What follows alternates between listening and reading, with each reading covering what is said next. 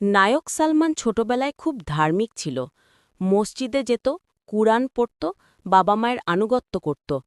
কিন্তু বয়স বাড়ার সাথে সাথে দুনিয়ার লোভ ও খারাপ সঙ্গত তার চরিত্র পরিবর্তন করতে শুরু করে।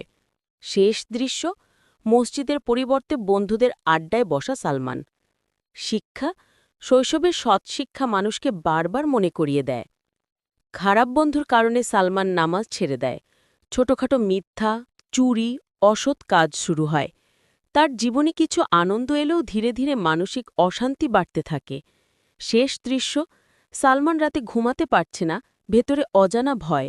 শিক্ষা, গোনাহ মানুষকে সাময়িক সুখ দিলেও চিরস্থায়ী অশান্তি নিয়ে আসে। হঠাৎ সালমান এক দুর্ঘটনায় গুরুতর অসুস্থ হয়ে পড়ে। হাসপাতালের বেডে মৃত্যুভয় তার হৃদয়কে কাঁপিয়ে তোলে। সেখানে সে দেখে এক বৃদ্ধ রোগী শেষ মুহূর্তে কুরআনের আয়াত পড়তে পড়তে মৃত্যুবরণ করলেন। এটি সালমানের হৃদয়কে নাড়া দেয়।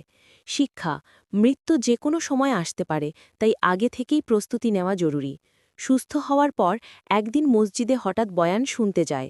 ইমাম সাহেব বলেন, আল্লাহর দরজা সবসময় খোলা, যে ব্যক্তি তাওবা করে আল্লাহ তার অতীত গোনা মুছে দেন। এই কথা সালমানের অন্তরে গভীর প্রভাব ফেলে। সে কাঁদতে কাঁদতে ভাবে, আমারও কি ক্ষমা হবে? শিক্ষা, আল্লাহর রহমত অসীম, কোনো গোনাই তাওবার মাধ্যমে ক্ষমার বাইরে নয়। সালমান আন্তরিকভাবে তাওবা করে, নামাজ শুরু করে, কোরআন শেখে, বাবা মায়ের সেবা করে, পুরনো খারাপ বন্ধুদের ছেড়ে নতুন ভালো বন্ধুদের সাথে চলতে শুরু করে। সমাজে অন্যদেরকেও সৎ পথে ডাকতে থাকে। শিক্ষা, প্রকৃত পরিবর্তন শুরু হয় আন্তরিক তাওবা ও নিয়ত থেকে। কয়েক মাস পর সালমানকে দেখা যায় সমাজে একজন আদর্শ যুবক হিসেবে। সে যুবকদের ইসলামের পথে ডাকছে, দরিদ্রদের সাহায্য করছে। একদিন তার পুরনো বন্ধুদের একজন বিপদে পড়ে। সালমান তাকে সাহায্য করে এবং ইসলামের পথে ফেরার আহ্বান জানায়। শেষ দৃশ্যে সালমান বলে, যে আল্লাহর দিকে ফিরে আসে, আল্লাহ তার অন্ধকার জীবনকে আলোয় ভরে দেন। শিক্ষা, আল্লাহর পথে ফিরে আসলেই প্রকৃত শান্তি ও সাফল্য লাভ হয়।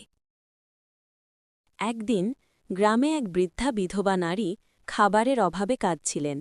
গ্রামের অনেকেই তাকে দেখে এড়িয়ে গেলেও সালমান নিজের পকেট থেকে টাকা দিয়ে খাবার কিনে দিল। তারপর সে অন্যদেরও আহ্বান করল, চলুন আমরা সবাই মিলে গ্রামে এক তহবিল করি, যাতে দরিদ্র কেউ অভুক্ত না থাকে। গ্রামের বাচ্চাদের দেখল পড়াশোনায় পিছিয়ে আছে। সে সন্ধ্যায় একটি ফ্রি টিউশন সেন্টার চালু করল মসজিদের পাশে। শুরুতে কয়েকজন বাচ্চা এলেও পরে পুরো গ্রাম থেকে বাচ্চারা আসতে শুরু করল। গ্রামে ঝগড়া বিবাদ লেগেই থাকত। রাহাত সবসময় শান্তভাবে কুরআনের শিক্ষা দিয়ে মানুষকে মিলিয়ে দিত। সে বলত, আল্লাহ বলছেন, মোমিনরা একে অপরের ভাই, তাই ভাইয়ের সাথে ভাইয়ের ঝগড়া মানায় না।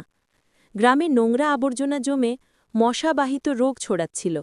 সালমান তরুণদের নিয়ে গ্রামে পরিষ্কার পরিচ্ছন্নতা অভিযান চালায়। মানুষ ধীরে ধীরে অভ্যাস বদলাতে শুরু করে। কিছুদিনের মধ্যেই পুরো গ্রাম রাহাতকে আদর্শ যুবক হিসেবে চিনতে শুরু করে। সবাই তাকে সম্মান দেয়, তার দেখানো পথে চলতে চেষ্টা করে। প্রিয় বন্ধুরা, আমার ভিডিওটা তোমাদের কেমন লাগলো? আশা করি ভালো লেগেছে।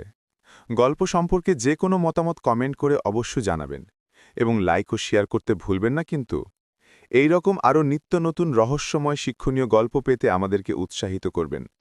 যারা আমাদের চ্যানেলে নতুন তারা দ্রুত আমার চ্যানেলটিকে সাবস্ক্রাইব করুন এবং বেল আইকনটি ওপেন করে দেন। আজকের মতো বিদায় নিচ্ছি। সবাই ভালো থাকবেন, সুস্থ থাকবেন। আল্লাহ হাফিজ।